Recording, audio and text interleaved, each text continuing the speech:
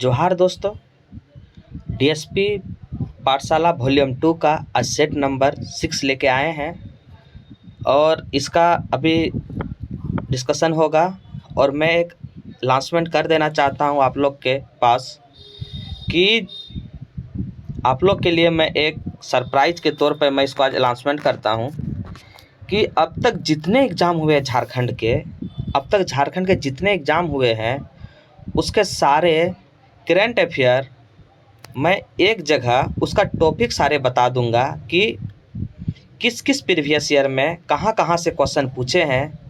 तो आप क्या करेंगे, उसको देख के उस टॉपिक को आप क्लियर कर लेंगे ताकि अब तक जितने एग्ज़ाम हुए हैं और 22-23 से रिलेटेड जितने आपके करंट अफेयर बनेंगे उसी से रिलेट करके आपको करंट अफेयर सबसे पहले तैयार करना है। जिस तरह अगर 2003 में अगर कोई पूछा है कि ओडीआई में किसको प्लेयर ऑफ द मैच दिया है तो उसको आपको रिलेट करना है 22-23 में कि यार 22-23 में ओडीआई प्लेयर किससे घोषित किया है। अगर 2005 में अगर किसी को अगर जिस पुरस्कार से नवाजा गया है, अगर फ्रेंच ओपन किसे दिया गया है तो आप उसे रिलेट करेंगे 22, 23, 21 से फ्रेंच ओपन किसे दिया गया है। इस तरह से आपको करंट अफेयर रिलेट करना है।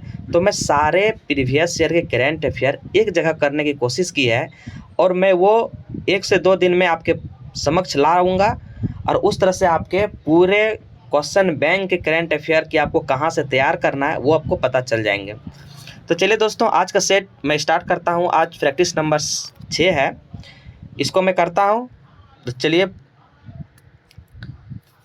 पहला क्वेश्चन है आपके स्क्रीन में, पहला क्वेश्चन है, देखिए। चलिए दोस्तों, देखते हैं पहला क्वेश्चन क्या है।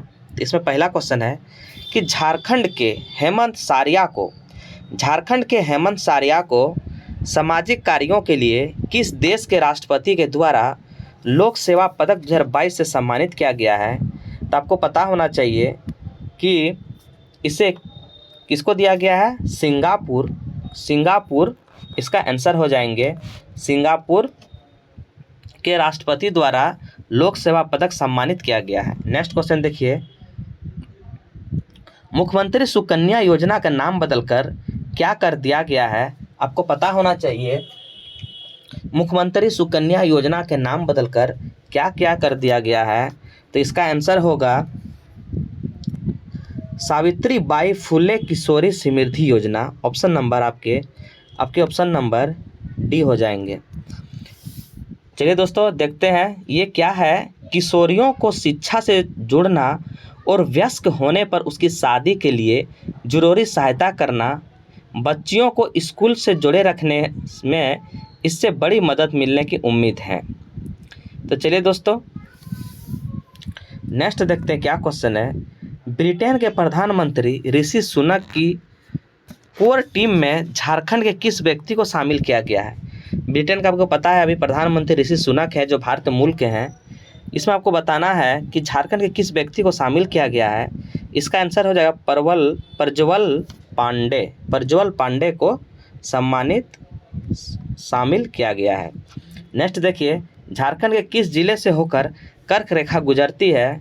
तो आपको पता होना चाहिए कि झारखंड के ऐसे 5 जिले से अगर कर्क रेखा जेएसएससी मानती है और ऐसे में 6 होते हैं। तो जेएसएससी आपके प्रीवियस ईयर में 5 जिला से होकर गुजरती है। और आपको पता होना चाहिए कि अगर आपसे एग्जाम में पूछ ले कि कर्क रेखा पश्चिम में किस स्थान से होकर गुजरती है तो लातेहार के नेतरहाट से होकर गुजरती है। ये क्वेश्चन आपके बहुत ही एग्जाम के लिए इम्पोर्टेंट है। तो देखिए दोस्तों, मैं आपको बताना चाहता हूँ जैसे इसको 5 जिले मानते हैं लेकिन हम लोग 6 जिले भी याद रखेंगे। 6 जिले कौन कौन है, बोकारो, रामगढ़, रांची, लोहरदगा, गुमला और लातेहार। कौन कौन, बोकारो, रामगढ़, रांची, लोहरदगा, गुमला, लातेहार। लेकिन जेएसएससी इसको बोकारो को नहीं मानती है। तो चलिए दोस्तों, 4, 5 और 6 याद रखेंगे, आपकी जो ऑप्शन में रहेंगे उसको मार देंगे। तो इस तरह से आपके हो जाएंगे, क्या आंसर हो जाएंगे, या रांची हो जाएंगे। नेक्स्ट देखिए, निम्न में कौन सी नदी बिहार एवं झारखंड को विभाजित करने का कार्य करती है। बिहार एवं झारखंड को विभाजित करने का कार्य कौन सी नदी करती है। गंगा एवं सोन नदी जो है बिहार एवं झारखंड को विभाजित करने में सहायता करती है। सोन नदी का अफवाह क्षेत्र गढ़वा एवं पलामू है। अगर आपसे पूछ लेगा सोन नदी का अफवाह क्षेत्र गढ़वा एवं पलामू है, यह झारखंड की बरसाती नदी नहीं है। आपको पता होना चाहिए ये बरसाती नदी नहीं है। गंगा नदी अगर आपसे पूछ ले, झारखंड एवं बिहार को साहेबगंज जिले में विभाजित करती है। साहेबगंज जिले में विभाजित करती है। इस तरह से ये क्वेश्चन बहुत इंपॉर्टेंट हो जाते हैं। इसका आंसर हो जाएंगे आपके 5 का ऑप्शन नंबर बी। नेक्स्ट देखिए, झारखंड की सबसे न्यूनतम भौतिक संरचना कौन सी है? झारखंड की सबसे न्यूनतम भौतिक संरचना कौन सी है? इसके हो जाएंगे राजमहल ट्रैम्प। राजमहल ट्रैम्प हो जाएंगे। आपको पता होना चाहिए कि अगर सबसे नूतन पूछते तो भौतिक संरचना राजमहल ट्रैम्प की है। इसके पूर्वी भाग में नूतन काल की चट्टानें पाई जाती है जो बेसाल्ट चट्टानों से निर्मित है। आप ये भी याद रखेंगे। पाट क्षेत्र जो है आपको पता होना चाहिए, पाट क्षेत्र की औसत ऊंचाई 900 है। अगर नॉर्मल पूछ ले 900 से 1100 मीटर इसकी औसत ऊंचाई होती है। सबसे बड़ा पाट क्षेत्र नेतरहाट के हैं। उसके बाद अगर आपसे पूछ ले तो गणेशपुर है। उसके बाद पूछ ले तो जमीरा पाट है। नेक्स्ट क्वेश्चन देखिए दोस्तों, आपको पता होना चाहिए और एक क्वेश्चन यहाँ से पूछते हैं, हजारीबाग के पठार और रांची के पठार कौन से नदी अलग करती है? तो ये दामोदर नदी आपको याद रखेंगे। नेक्स्ट देखिए, दामोदर नदी घाटी परियोजना के संबंध में कौन सा कथन असत्य है? असत्य कथनों के बारे में पता होना चाहिए। तो मैं आपको दामोदर नदी के बारे में थोड़ा सा आपको डिटेल बता दूं। दामोदर घाटी परियोजना के अंतर्गत कुल 8 बांध आते हैं, जिसमें से 3 तापीय विद्युत केंद्र है, एक अवरोधक बांध की स्थापना होता है। तिलैया बांध अगर आपसे पूछ ले तो 1953 में बराकर नदी पर है। जबकि कोनार बांध आपसे पूछ ले तो 1954 में कोनार नदी पर है। जबकि अगर मैथन डैम आपसे पूछ ले तो 1958 ईस्वी में बराकर नदी पर है। और पंचेत बांध अगर आपसे पूछ ले तो 1959 में दामोदर और बराकर के संगम पर बनाया गया है। तो इस तरह से आपके ये पूरे क्वेश्चन के डिफिनेशन मैंने बता दिया है, जिसमें पता होना चाहिए कि तिलैया बांध कोनार नदी पर 1953 में। देखिए दोस्तों, आपके यही गलत है, क्योंकि आपके ऑप्शन नंबर डी गलत है। नेक्स्ट देखिए, ये कोनार नदी नहीं हो जाएंगे, यहाँ पे आपको पता होना चाहिए बराकर नदी हो जाएंगे दोस्तों, तो 1953। चलिए नेक्स्ट देखते हैं। देखिए दोस्तों, नेक्स्ट, निम्नलिखित में कौन सा उद्योग वन आधारित उद्योग नहीं है? आपको पता होना चाहिए कौन नहीं है। तो ये आपके हो जाएंगे साबुन उद्योग नहीं है। कौन नहीं है? साबुन उद्योग नहीं है। झारखंड में लकड़ी उद्योग, प्लाईवुड उद्योग, कागज और लुगदी उद्योग, लाह उद्योग, रेशम उद्योग, तंबाकू उद्योग तथा माचिस उद्योग प्रमुख वन आधारित है, लेकिन साबुन उद्योग जो है ये वन आधारित नहीं है। मैं और एक घोषणा करना चाहता हूं दोस्तों, मैं कल सोच रहा हूं कि आपके जितने भी पंचायत से लगभग 160 क्वेश्चन मैंने तैयार किया MCQ, उसको मैं झारखंड कल एक टाइम रोक दूंगा और 160 क्वेश्चन सिर्फ पंचायत से होंगे, जो इससे बाहर एग्जाम में नहीं रहेंगे। अगर आप लोग चाहेंगे तो उसको लाने के लिए तो आप लोग जरूर टेलीग्राम में या कमेंट में आप लोग जरूर हाँ या ना बोले। अगर हाँ रहेंगे तो मैं उसको कल लेके आऊँगा। पूरा पंचायत से है 160 क्वेश्चन। चलिए दोस्तों, नेक्स्ट उसके बाद मैं इन्वायरमेंट से पढ़ाऊँगा। कम से कम 200 से 250 क्वेश्चन इन्वायरमेंट से रहेंगे, जो हमारे सिलेबस में दिए हुए हैं। उसको मैं सोचा हूँ कि उसको भी लाऊंगा। तो आप लोग अगर सहमति होगा तो मैं ये 2 चैप्टर बहुत जल्द ही लेकर आऊँगा। इससे आप लोग जरूर बताएंगे। चलिए दोस्तों, नेक्स्ट क्वेश्चन देखिए, हिंदुस्तान कॉपर लिमिटेड की बहुत सी इकाई भारत के विभिन्न राज्यों में फैली हुई है, तो झारखंड में स्थापित इकाई को पहचान करें। इसमें बताना है कौन झारखंड में है। तो आपको पता होना चाहिए झारखंड में जो है Indian copper complex, Indian copper complex ICC, यही झारखंड में है। ये झारखंड में है, जो कॉपर संबंधित कार्यों को देखभाल करती है, जो कॉपर संबंधित कार्यों को देखभाल करती है। नेक्स्ट देखिए दोस्तों, नेक्स्ट क्वेश्चन देखिए, अबरक की खानें अधिकतर निम्न जिले में पाई जाती है। अबरक की खानें अगर आपसे पूछा जाए तो किस में पाई जाती है? तो ये पाई जाती है गिरिडीह और कोडरमा में अबरक की खानें सबसे ज़्यादा पाई जाती है। और अगर एक पूछ देंगे तो हजारीबाग हो जाएंगे, लेकिन ऑप्शन में यहाँ हजारीबाग नहीं है, तो यहाँ लिख लेंगे हजारीबाग। ठीक है, तो गिरिडीह, कोडरमा, हजारीबाग। नेक्स्ट क्वेश्चन देखिए, झारखंड में अंग्रेजों का प्रवेश किस वर्ष हुआ था? आपको पता होना चाहिए कि झारखंड सबसे पहले सिंहभूम से प्रवेश किए थे, सिंहभूम क्षेत्र से। उस समय अगर आपसे राजा पूछ ले, उस समय अगर आपसे अंग्रेजी सेनापति पूछ ले, तो फर्ग्यूसन ने झारग्राम के राजा सबसे पहले पराजित किया था उस समय, और आपसे पूछ ले कब हुआ था, तो 1967 में हुआ था। कब हुआ था? 1967 में ही हुआ था। 1967 से आपको पता होना चाहिए एक विद्रोह हुआ था 1967 से 77 तक, ये ढाल विद्रोह था और इसके नेता थे जगन्नाथ ढाल, ये भी आप याद रखेंगे। नेक्स्ट देखिए, किस शासक ने अपने सैन्य दल को झारखंड तक भेजा और झारखंडी सुल्तान की पदवी धारण की थी? तो आपको पता होना चाहिए झारखंडी सुल्तान का एक ही नाम फेमस है, ये बहुत बार एग्जाम में पूछा गया है कि झारखंडी सुल्तान किसे कहते हैं, तो आदिल खान को, खान द्वितीय को झारखंडी सुल्तान कहते हैं।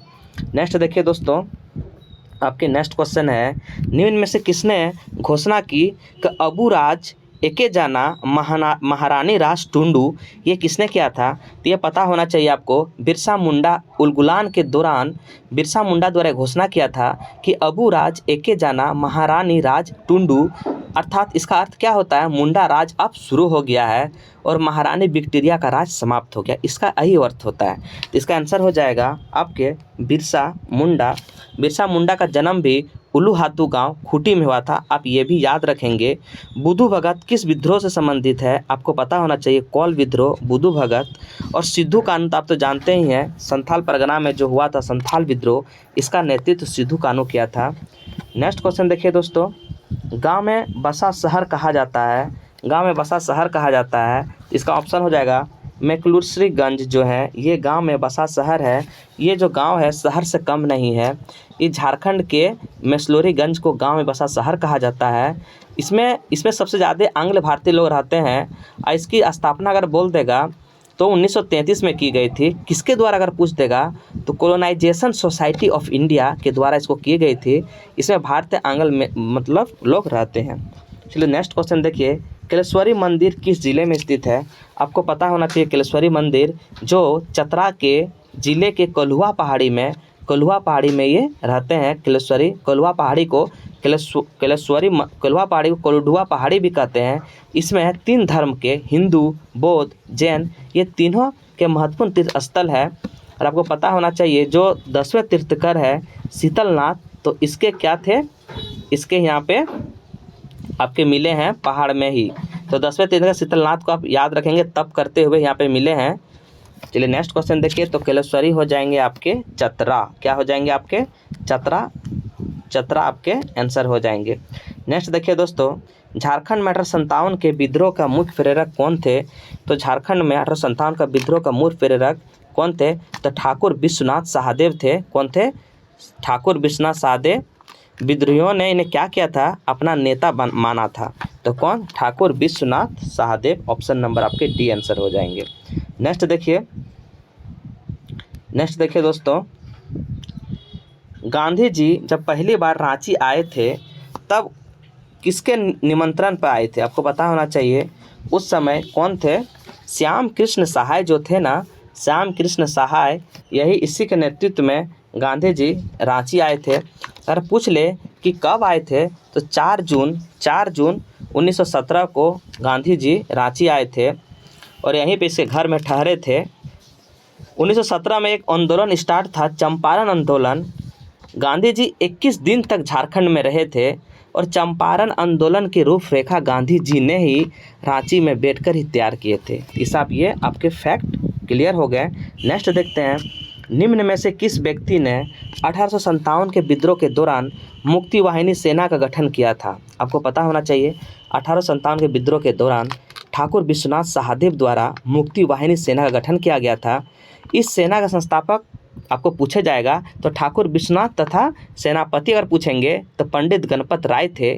और यह सेना जो है बाबू कुंवर सिंह के संपर्क में थे। तो आपसे पूछेगा कि किसके संपर्क में थे ये, तो आपके आंसर हो जाएंगे, सॉरी इसमें गठन खाली सिर्फ पूछा है तो गठन मार देंगे विश्वनाथ सहदेव। अगर संपर्क में बोलेगा तो संपर्क में आपके हो जाएंगे कुंवर सिंह जो बिहार के थे।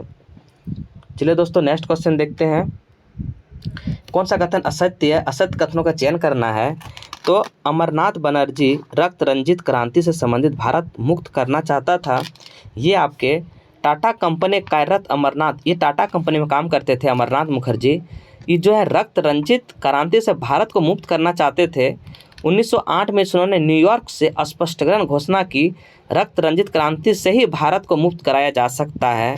आपके ऑप्शन नंबर सी जो है ये आपके यही ऑप्शन नंबर सी दोस्तों ये सही है, लेकिन यहाँ क्वेश्चन में होना चाहिए कि कौन सा कथन सत्य है। तो यहाँ पे ऑप्शन में आपके दिए हुए कौन सा कथन सत्य मान लेंगे, क्योंकि टाटा कंपनी कार्यरत अमरनाथ मुखर्जी जो थे यही जो है अपने मुक्त करना चाहते थे 1908 में, ये याद रखेंगे, भारत को मुक्त करना चाहते थे। चलिए नेक्स्ट क्वेश्चन देखिए, निम्न में से कौन सा कथन असत्य है, असत्य कथन का चयन करना है। तो सविया अवज्ञा आंदोलन के क्रम में हजारीबाग जेल में बंद महामाया प्रसाद सिन्हा एवं भवानी दयाल सन्यासी के द्वारा कारगर नामक हस्तलिखित मासिक पत्रिका प्रसारित किया था। तो आपको पता होना चाहिए मुक्ति नामक पत्रिका नहीं, कौन पत्रिका आपको पता होना चाहिए, कारगर नामक हस्तलिखित पत्रिका। ये ऑप्शन नंबर आपके सी गलत हो जाएंगे, या कारगर हो जाएंगे, ना कि मुक्ति। नेक्स्ट देखिए दोस्तों, पुरखा लड़ाके जिसका राजा है झारखंडी एवं अंतहीन समर गाथा असुर सिरिंग तथा आदिम राग पुरुष तक की रचना किसने की है।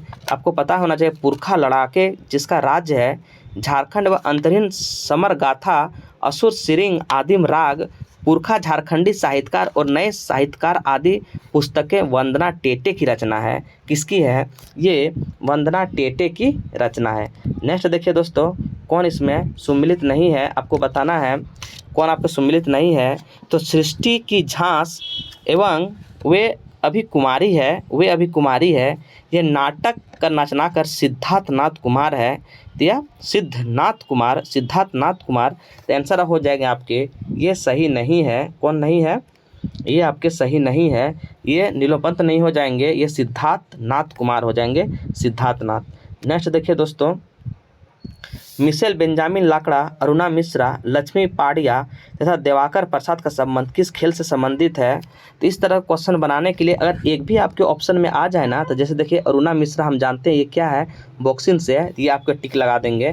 तो आपको याद रखेंगे बेंजामिन लाकड़ा, अरुणा मिश्रा, लक्ष्मी पांड्या तथा दिवाकर प्रसाद का संबंध किससे है, बॉक्सिंग से है। किससे है, आपके बॉक्सिंग से है। चलिए दोस्तों 24 नंबर क्वेश्चन देखते हैं, इसमें क्या बोला गया है। इसमें बोला गया है कि महेंद्र सिंह धोनी ने अपना अंतिम T20 मैच किस देश के साथ खेला था। तो आपको पता होना चाहिए, महेंद्र सिंह धोनी ने अपना अंतिम T20 मैच जो 20 दिसंबर 2017 को श्रीलंका के साथ खेला गया था। किसके साथ, श्रीलंका के साथ ये खेला गया था। ऑप्शन नंबर आपके सी हो जाएंगे। नेक्स्ट देखिए दोस्तों, इसके 25 नंबर देखते हैं क्या हो जाएंगे इसके। तो चलिए देखते हैं 25 नंबर। एक मिनट दोस्तों, इसको थोड़ा मैं जूम कर लेता हूँ। हाँ चलिए, तो झारखंड के निम्नलिखित जनजाति में से किस जनजाति को शिकारी संहर्ता प्रकार का रूप वर्गीकृत किया गया है। तो आपको पता होना चाहिए, ये बिरहोर को किया गया है, नेक्स्ट देखिए, संगीत के इन प्रकार में से कौन सा फागुन के महीने में गाया जाता है। तो फागुन के महीने में ये फगुआ गाया जाता है, नेक्स्ट देखिए, झारखंड में लोक संगीत का एक रूप निम्न में से कौन है। ये आपको पता होना चाहिए, ये जनानी झूमर है। कौन है, ये जनानी झूमर। नेक्स्ट देखिए, यह त्यौहार मुख्यतः पशुओं के लिए है। कौन पशुओं के लिए है, आपको ये पता होना चाहिए। कार्तिक अमावस्या को मनाया जाने वाला वंदना पर्व का संबंध ये पशुओं से है। तो ये हो जाएगा वंदना पर्व। आप एग्जाम में पूछ लेंगे कि वंदना पर्व कब मनाया जाता है। तो वंदना पर्व आपके कार्तिक को मनाए जाते हैं। नेक्स्ट देखिए, बिटलाहा क्या है। तो बिटलाहा दोस्तों संथाल जनजाति के कठोरता सजा को बिटलाहा कहा जाता है। यह एक प्रकार सामाजिक बहिष्कार है। क्या है, ये सामाजिक बहिष्कार है, तो एक प्रकार सजा है। समाज में कुछ इस तरह से गलत काम करने पर इसे बिटलाहा कहा जाता है, इसको एक सजा दिया जाता है, इसे बिटलाहा कहते हैं। देखिए, निम्नलिखित में से किसे झारखंडी का वायलिन कहा जाता है। वायलिन आपको पता होना चाहिए, ये जो है केंद्रा को कहा जाता है। झारखंडी का वायलिन किसे कहा जाता है, केंद्रा को कहा जाता है झारखंडी का वायलिन। ये बहुत लोकप्रिय है दोस्तों। लगभग 4 फीट के एक खोखले बांस के दोनों सिरे पर सूखी लौकी के 2 गोलाकार खोले को बांधकर किया जाता है और इसमें क्या होते हैं ये देखेंगे जब गांव में भी, तो इसमें 3 तार लगा दिए जाते हैं, इसको कहते हैं केंद्रा। आप याद रखेंगे कि झारखंड का वायलिन। चलिए दोस्तों नेक्स्ट देखते हैं, निम्न में से कौन सा कथन झारखंड के जनजातियों के समाज के बारे में गलत है, इसमें बताना कौन सा गलत है। क्योंकि समाज में अभी जो हम लोग का प्रेजेंट टाइम में है वो समाज आपके जनजाति में मातृसत्तात्मक नहीं है, ये पितृत्व सत्तात्मक है। मतलब हमारे जो अभी पहचान होते हैं वो पिता से होते हैं कि हम उस पिता का बच्चा है।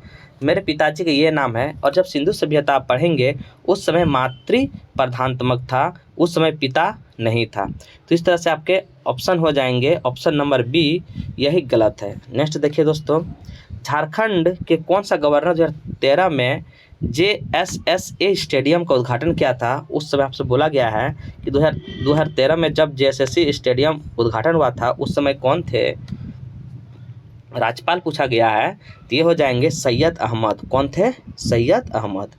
नेक्स्ट देखते हैं, झारखंड पंचायती राज अधिनियम कब अस्तित्व में आया। तो कब आया दोस्तों, ये आया था 2001। झारखंड के पंचायत राज को मजबूत करने के लिए झारखंड पंचायती राज अधिनियम बनाया गया था 2001 में। जल क्रांति को कौन सा कथन सत्य थी आपको बताना है। तो राज्य में इसकी शुरुआत वित्त वर्ष 2015-16 की गई थी, ये भी आपके सही हैं। इसके तहत राज्य के 24 जिलों में 48 ग्राम जल ग्राम के रूप में चयनित हुए हैं, ये भी सही है। चयनित सभी 48 जल ग्राम केंद्र सहायता हेतु केंद्र के सूचना में शामिल है, ये भी सही है। यानी ऑप्शन नंबर आपके डी हो जाएंगे। नेक्स्ट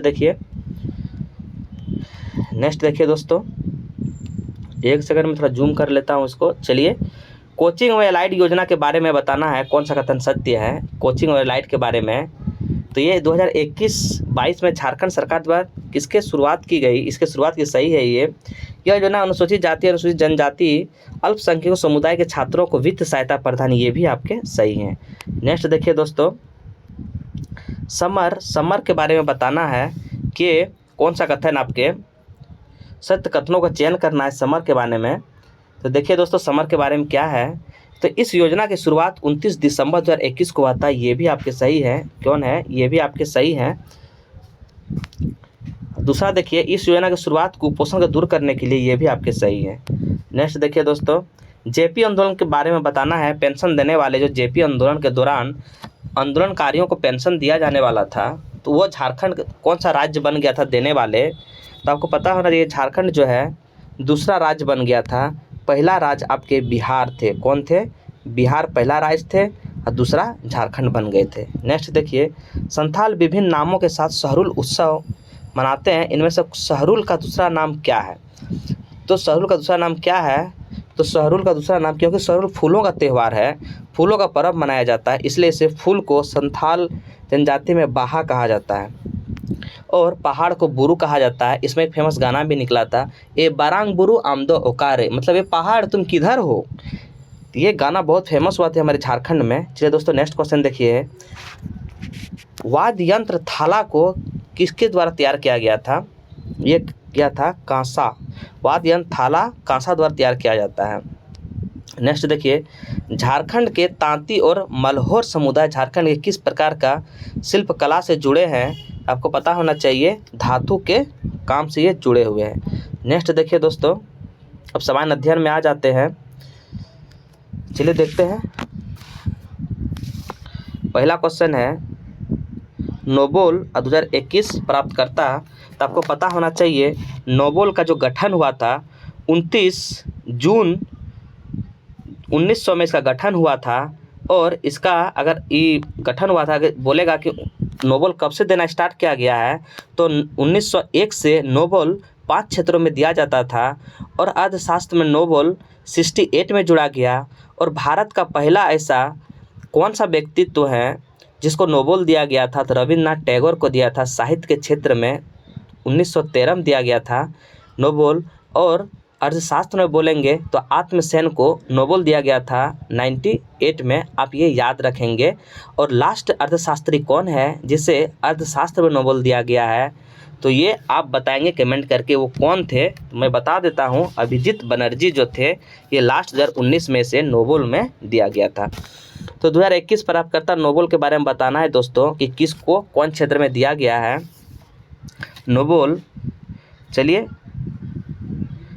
रुकिए दोस्तों एक सेकंड, मैंने 41 को पहले देख लीजिए आप। हाल ही में पशुओं में लंपी रोग फैलाने की खबर आई, जिसके पशुओं के शरीर पर फोड़े हो रहे हैं।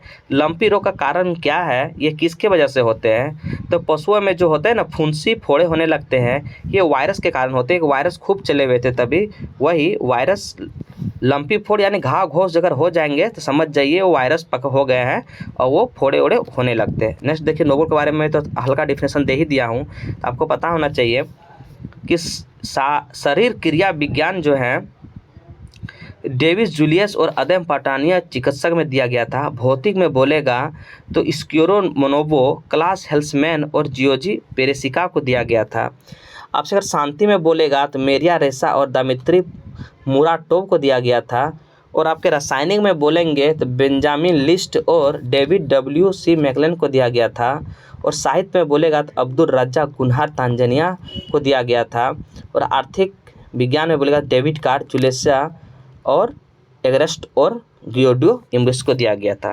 तो देखिए दोस्तों इसमें क्या हो जाएंगे आपके, मैंने सारे पढ़ दिए एक बार किसको किसको किसमें दिया गया है।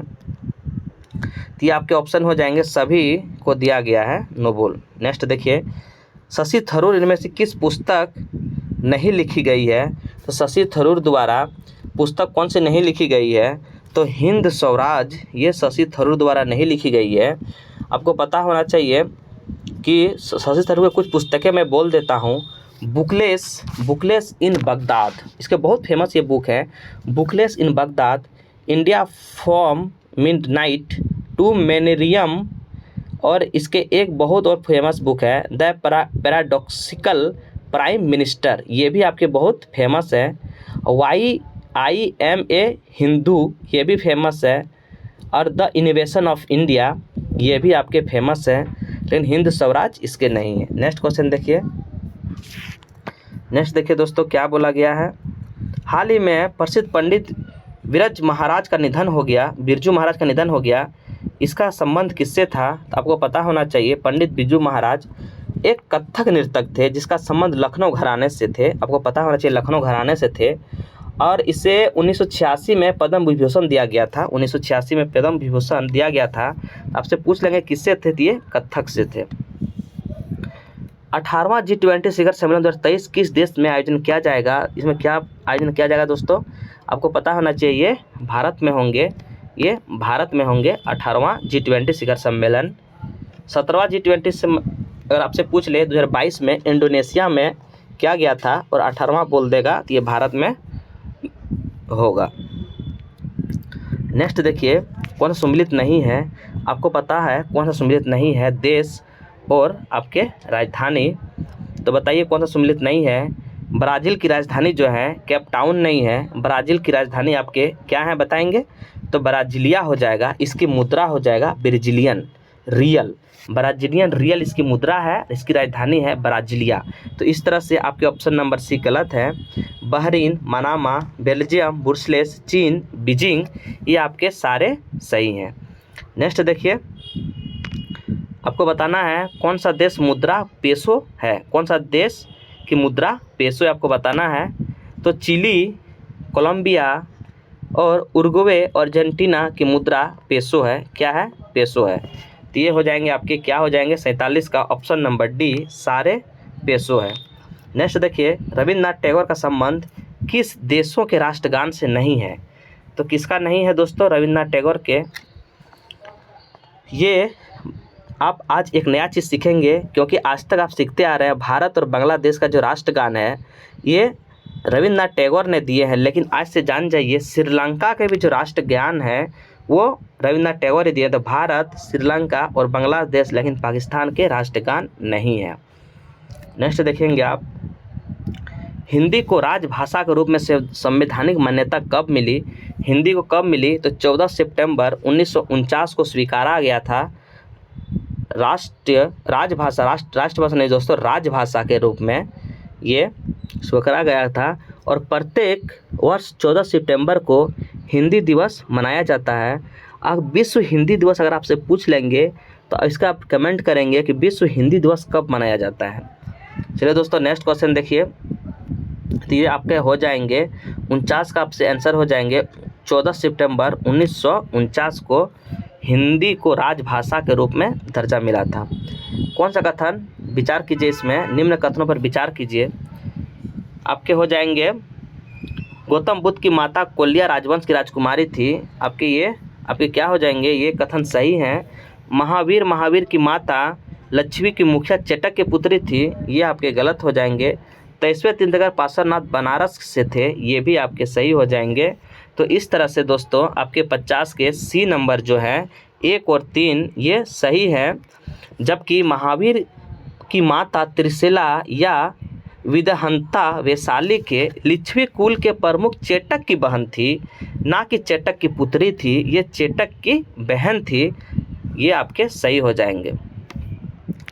चलिए दोस्तों नेक्स्ट क्वेश्चन देखिए, अकबर के शासनकाल के निम्नलिखित घटनाओं को कालक्रम बताना है। तो आपको पता भी नहीं है तो कट गया, मैं यहीं पे आपको डिस्कस कर देता हूँ अकबर के कार्यक्रम को। जजिया कर बोलेंगे तो 1564 बोलेंगे जजिया कर। इबादत खाना की स्थापना बोलेंगे तो 1975 इबादत खाना की स्थापना। और देखिए दोस्तों 1 मिनट, तो जजिया कर बोलेंगे तो 1964, जजिया कर बोलेंगे तो 1964, जजिया कर 1964, ठीक। इबादत खाना बोलेंगे तो 1900 नहीं दोस्तों, 1564, और इबादत खाना बोलेंगे तो 1575, और मजहर के हस्ताक्षर बोलेंगे तो ये हो जाएगा 1579 हो जाएंगे दोस्तों। और दिन इलाही की स्थापना बोलेंगे तो 1582 हो जाएंगे। तो इस तरह से ऑप्शन नंबर आपके 1 2 3 4 सीरियल दिए हुए ऑप्शन के अनुसार ये ऑप्शन नंबर सी हो जाएंगे। इसमें बताना है का जो विलय कर गए थे किसमें कब आपको बताना है। तो देखिए दोस्तों सतारा को जो विलय किए थे ना, वो किए थे आपके सबसे पहले जो डलहौजी हड़प नीति के द्वारा सतारा को सबसे पहले मिला दिया गया था। तो सतारा को मिलाया था, ये आपको लिख लीजिए, ये बहुत इंपॉर्टेंट क्वेश्चन है। सतारा को मिलाया था आपके 1848 सतारा हो गया। जैनपुर एवं संभलपुर आपसे अगर पूछ देंगे तो ये हुआ थे 1950 में, जैनपुर और संभलपुर। और बगात अगर आपसे पूछेंगे तो 1850 में बगात को मिलाए थे। उदयपुर को बोलेंगे तो 1852 में उदयपुर को मिलाए थे 1852 में। और झांसी को बोलेंगे तो 1853 में झांसी को मिलाए थे। इस तरह से नागपुर जो है वो बच जाते हैं 1854 में मिलाएंगे। तो इस तरह से आपके 56 जो है ऑप्शन दिया हुआ है 56, ये आपके गलत है। आपके कौन है, ये निम्नलिखित में कौन सुमिलित युग्मों को सुमिलित है। तो हाँ सॉरी उसमें सही बोला गया है, तो अवध 1956 ये सही है। आपके अवध 1956 ये सही है, क्योंकि सही बोला गया है। ये सारे मैंने आपको बता दिए कन कब मिलाया है। मेरे और एक बार मैं पढ़ देता हूँ। सतारा बोलेंगे तो 48, सतारा बोलेंगे तो 48, ठीक। उसके बाद ऑप्शन के अनुसार अगर आपको झांसी बोलेंगे तो 53, झांसी बोलेंगे तो 53 हो जाएंगे। अवध बोलेंगे तो आप लोग, चलिए दोस्तों नेक्स्ट क्वेश्चन देखिए आप, ये तो लेट ज़्यादा हो जाएंगे। 53 नंबर देखिए, इसे बताना सही सुमिलित कौन है। तो इसमें बताना सही सुमिलित को, तो कॉमनवेल्थ किसने लिखी है, कॉमनवेल्थ लिखी है आपके एनी बेसेंट। कौन लिखे हैं, Annie Besant. Commonwealth. Young India अगर आपसे बोलेंगे, यंग इंडिया लिखे हैं गांधी जी, ये तिलक नहीं गांधी जी लिखे हैं। और आपके केसरी बोलेंगे बाल गंगाधर तिलक लिखे हैं केसरी, अंबेडकर साहब नहीं, केसरी बाल गंगाधर तिलक हो जाएंगे। और मूक नायक बोलेंगे तो मूक नायक लिखे हैं भीमराव अम्बेडकर, मूक नायक लिखे हैं। तो चलिए दोस्तों इस तरह अनुसार 53 का सी आपके सही हो जाएंगे, ऑप्शन नंबर सी। नेक्स्ट देखिए 1929 में नागपुर में संपन्न all India trade union Congress की अध्यक्षता किसने की थी।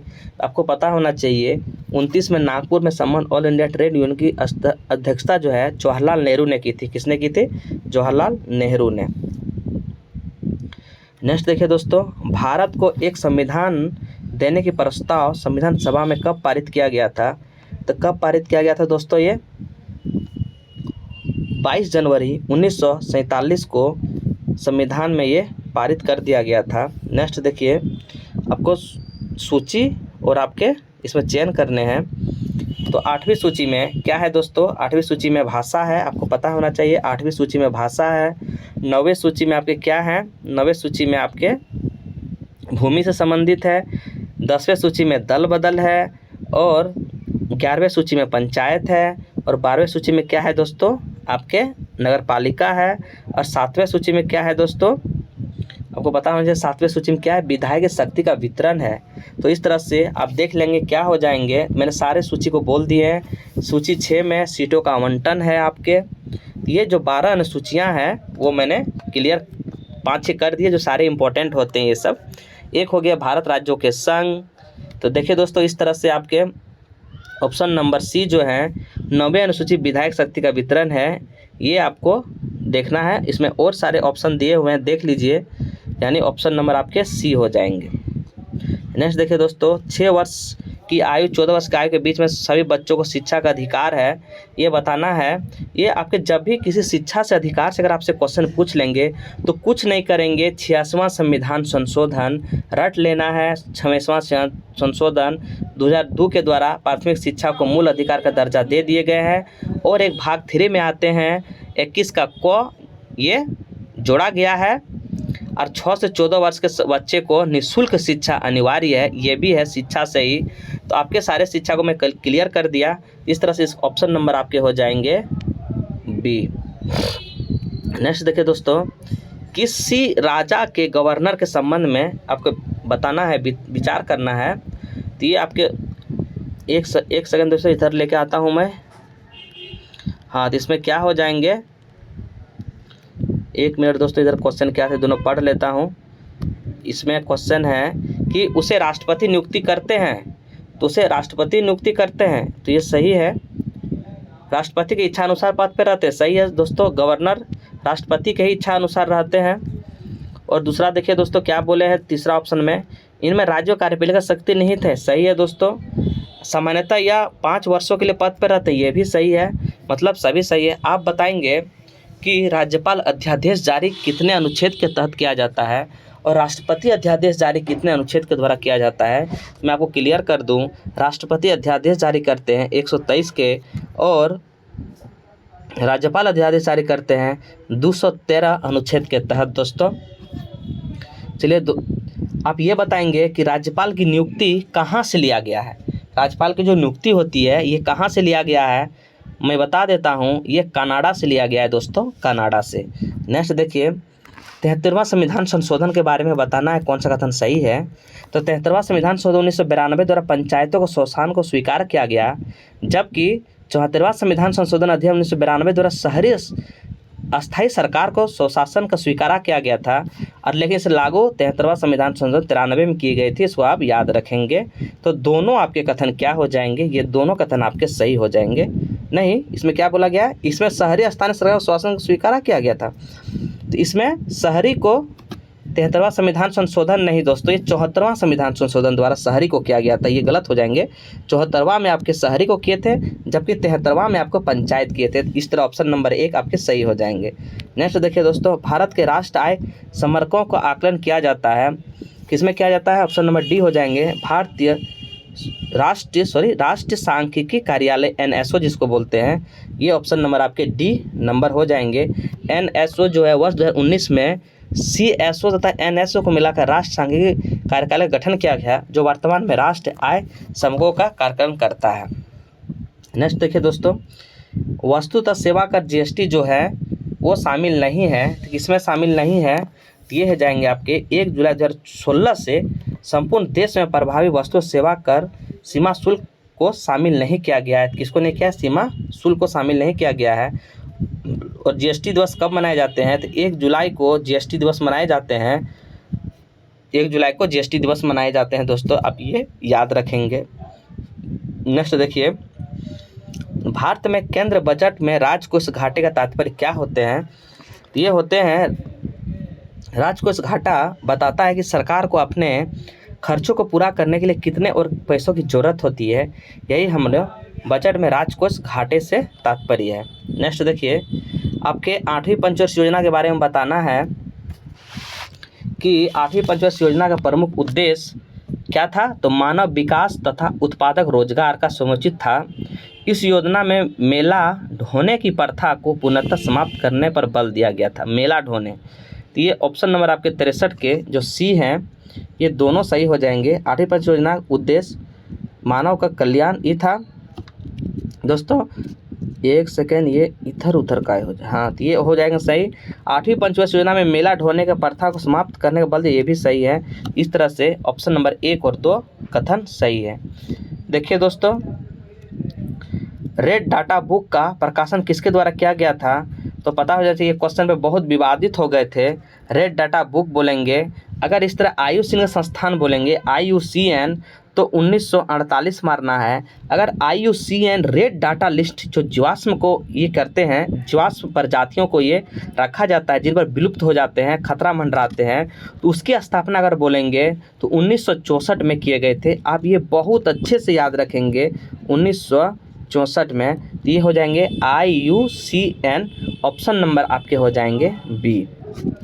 नेक्स्ट देखिए, अम्ल वर्षा किनके द्वारा होने पर पर्यावरण प्रदूषण कारण हो जाते हैं, तो अम्ल वर्षा आपको पता होना चाहिए ये नाइट्रस ऑक्साइड और सल्फर डाइऑक्साइड के कारण से होते हैं। तो ऑप्शन नंबर आपके डी हो जाएंगे। क्या हो जाएंगे? डी हो जाएंगे। नेक्स्ट देखिए दोस्तों, देखिए नेक्स्ट क्वेश्चन, भारत अपने पड़ोसी देश के मध्य अंतर्राष्ट्रीय सीमा विस्तार का आरोही क्रम में बताना है। आरोही मतलब होते हैं छोटे से बड़े बताना है, कौन हो जाएंगे, तो भारत के जो पड़ोसी देश है ना उसमें अवरोही में बता देता हूं दोस्तों। अवरोही में बड़ा से छोटा, छोटा से बड़ा आप खुद कर लेंगे।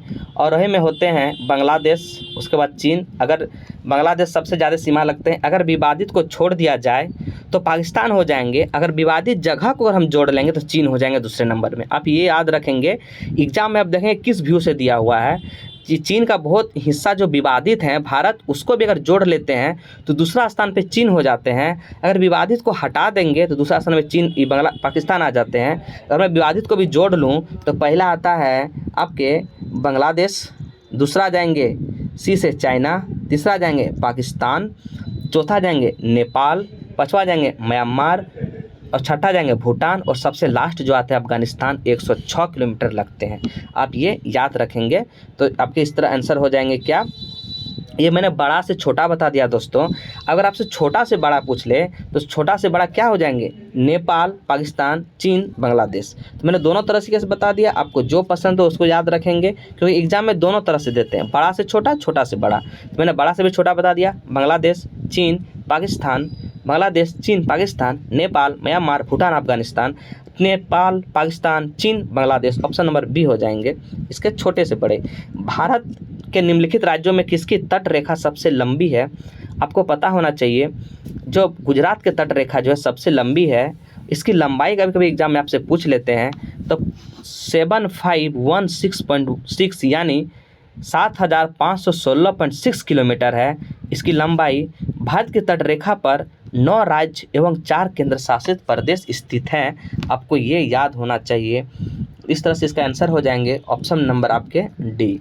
नेक्स्ट देखिए, कौन सी नदियाँ बंगाल की खाड़ी से गिरती है, आपको पता होना चाहिए कि बंगाल की जो खाड़ी पे गिरती है कौन सी नदियाँ, आपको पता होना चाहिए क्या हो जाएंगे।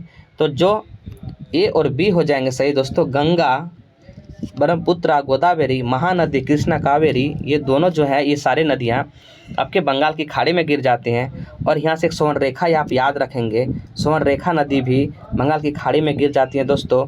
लूनी जो है ना ये राजस्थान कच्छ के रन से निकलती है और उसी में ख़त्म हो जाते हैं लूनी। तो ये एग्जाम में पूछे जाते हैं कि कौन सा नदियाँ हैं जो भारत से ही निकलती है भारत में ख़त्म हो जाती है, ये है नूनी। नर्मदा और ताप्ती नदी जो है ये ऐश्वर्य बनाते हैं, ये ऐश्वर्य बनाते हैं, आप याद रखेंगे। नेक्स्ट देखिए दोस्तों, आपके क्वेश्चन है 69 नंबर। आपको इसमें क्या करना है, मिलान करना है। तो उष्णकटिबंध वन आपसे बोल लेंगे तो ये साइलेंट वैली हो जाएंगे। साइलेंट वैली हम केरल को कहते हैं। शंकु वन अगर आपसे पूछ ले तो ये हिमाचल प्रदेश हो जाएंगे, शंकु वन हिमाचल प्रदेश। कच्छ वनस्पति बोल देंगे तो ये सुंदर वन हो जाएंगे, ये सुंदर वन। ये बहुत VVI इसको कर लेंगे, इसको रेलवे में भी बहुत बार एग्जाम में पूछ चुके हैं। पतझड़ वन बोलेंगे तो ये राजस्थान हो जाएंगे, पतझड़ वन राजस्थान हो जाएंगे। तो इस तरह से दोस्तों नेक्स्ट क्वेश्चन देखिए, इसका आंसर हो जाएंगे आपके 69 के ऑप्शन नंबर आपके क्या हो जाएंगे, ए का 4 है और बी का 2 है, तो ए का 4 बी का 2 ऑप्शन नंबर डी हो जाएंगे। इस तरह से देखिए 70 नंबर क्या बोल रहा है, 70 बोल रहा है कि लो एस्क जो है और उत्पादन ये सब देखना है। तो लो एस्क कहाँ पे है, तो ये झोर में होते हैं लो एस्क, ए का बी हो जाएंगे। तांबा अगर आपसे पूछ ले तो ये खेतड़ी हो जाएंगे, कोयला आपसे अगर पूछ ले ये कोरबा हो जाएंगे, अबरक पूछ ले तो कोडरमा हो जाएंगे। तो इस तरह से आपके हो जाएंगे एक का बी हो जाएंगे, इसलिए ऑप्शन नंबर आपके एक का बी 2 का ए यानी ऑप्शन नंबर सी हो जाएंगे। नेक्स्ट देखिए दोस्तों, नेक्स्ट क्वेश्चन देखिए, आप साइंस के आपको देखने मिलेंगे क्वेश्चन, साइंस का देखने मिलेंगे दोस्तों। चलिए दोस्तों आप साइंस का देखते हैं। इसमें बोला गया है विद्युत विभव के विषय में कौन सा कथन सही है, आपको पता होना चाहिए। विद्युत विभव के विषय में कथन सही बताना है। तो विद्युत विभव के एसआई मात्रक जूल पर कूलम होते हैं, आप याद कर लीजिएंगे कि विभव एसआई मात्रक होता है जूल पर कूलम होते हैं दोस्तों। विद्युत क्षेत्र एक सदिश है, आप याद रखेंगे विद्युत क्षेत्र एक सदिश है जबकि विद्युत विभव एक अदिश है। इसमें क्या बोला गया है, विद्युत विभव के बारे में बताया गया है, इसमें क्या होंगे, तो यह एक सदिश अदिश है। तो आपके अदिश क्या बोले, इसमें कौन सा कथन सही है, जिसमें बताना अदिश है। विद्युत विभव जो है एक अदिश है, ये आपके कथन सही है, जबकि विद्युत क्षेत्र जो है वो सदिश होते हैं। तो ये आपके ऑप्शन नंबर बी गलत हो जाएंगे।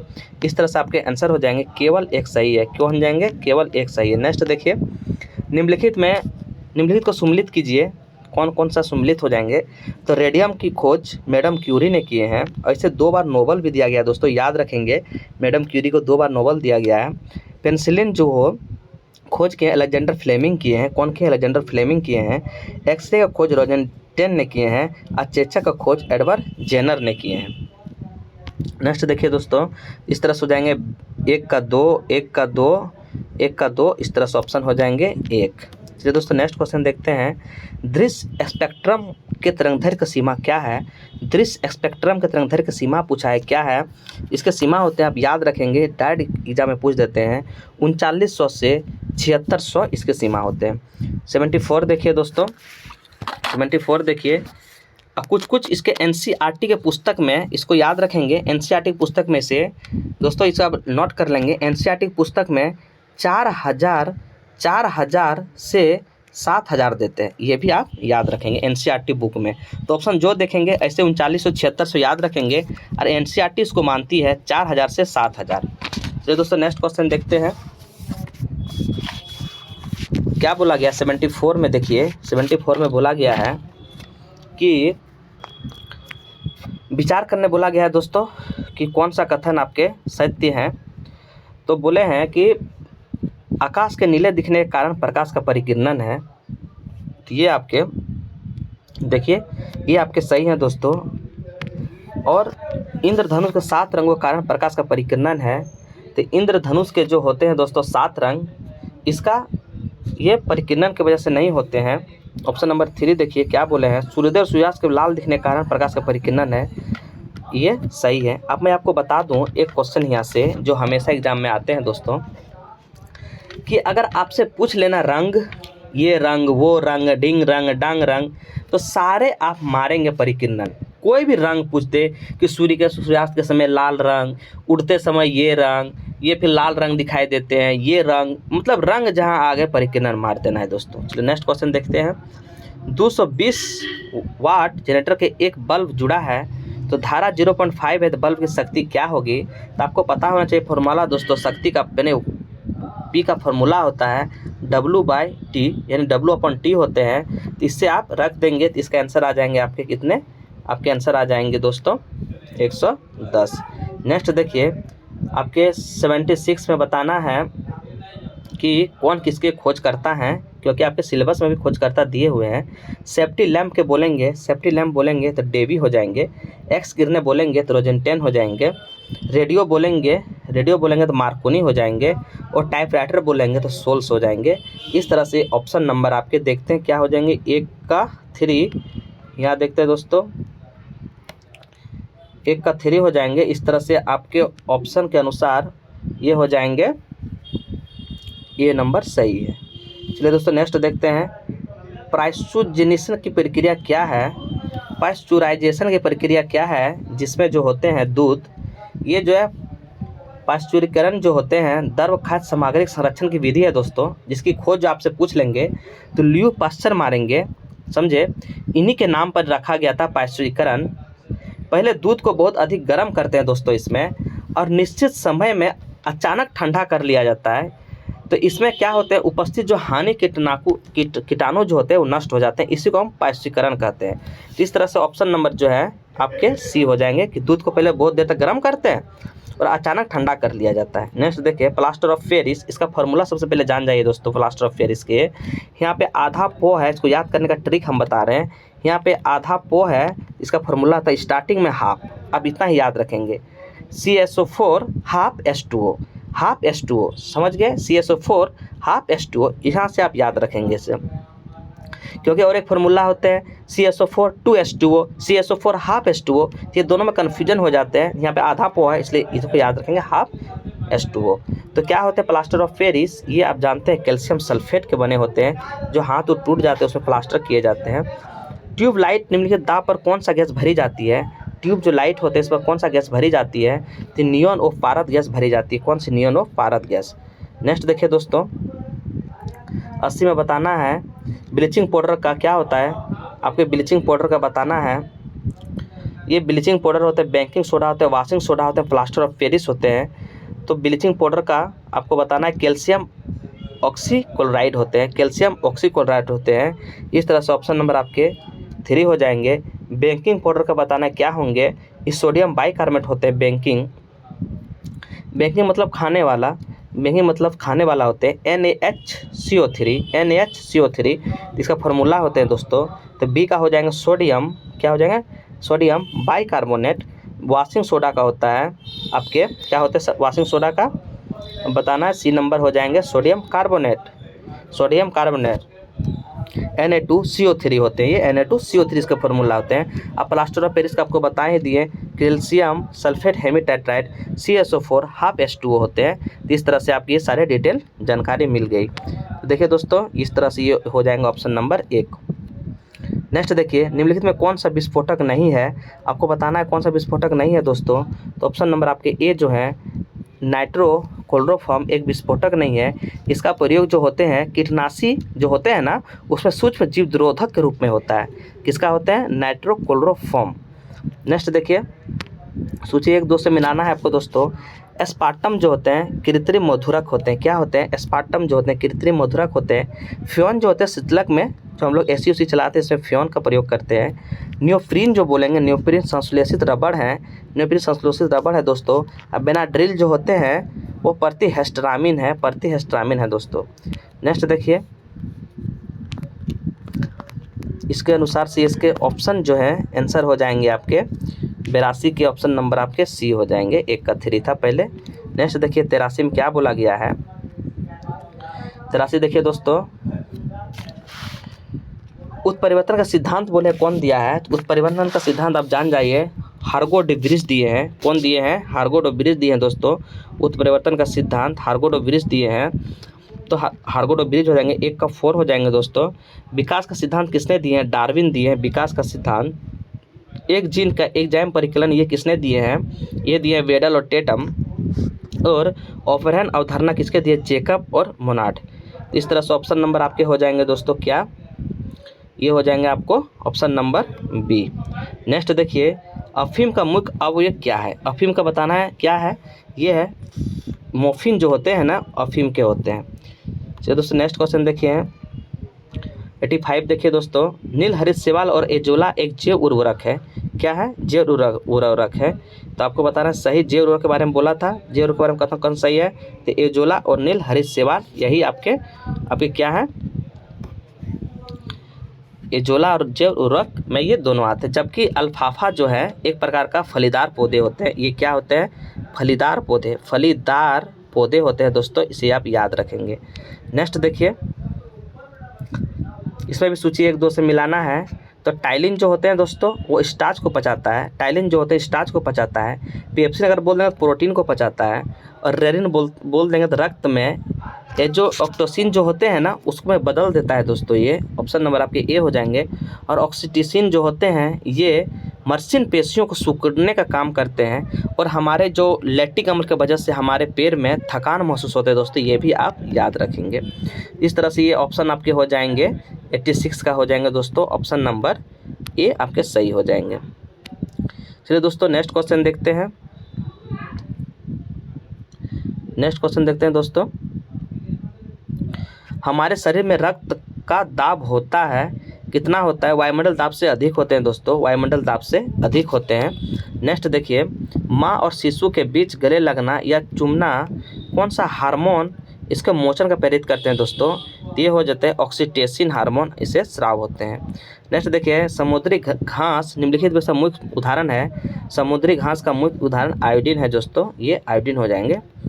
नेक्स्ट देखिए, कौन सा आनुवांशिक अवयव नहीं है? आपको बताना कौन सा आनुवांशिक अवयव नहीं है दोस्तों। ये हो जाएंगे इरिटेबल बाउल सिंड्रोम, ये इरिटेबल बाउल सिंड्रोम हो जाएंगे दोस्तों। तो दोस्तों इस तरह से इसके सारे मैंने कर दिया कंप्लीट। और आप लोग कमेंट जरूर करेंगे कि मैं वो करंट अफेयर में लाऊं या नहीं लाऊं, जरूर कमेंट करके बताएंगे। और इसका कंप्यूटर दोस्तों मैं 10 मिनट का वीडियो डाल दूंगा, ये लॉन्ग वीडियो हो जाते हैं, इसी वजह से मैं नहीं डालूंगा। तो ठीक है दोस्तों, जोहार, जय हिंद, जय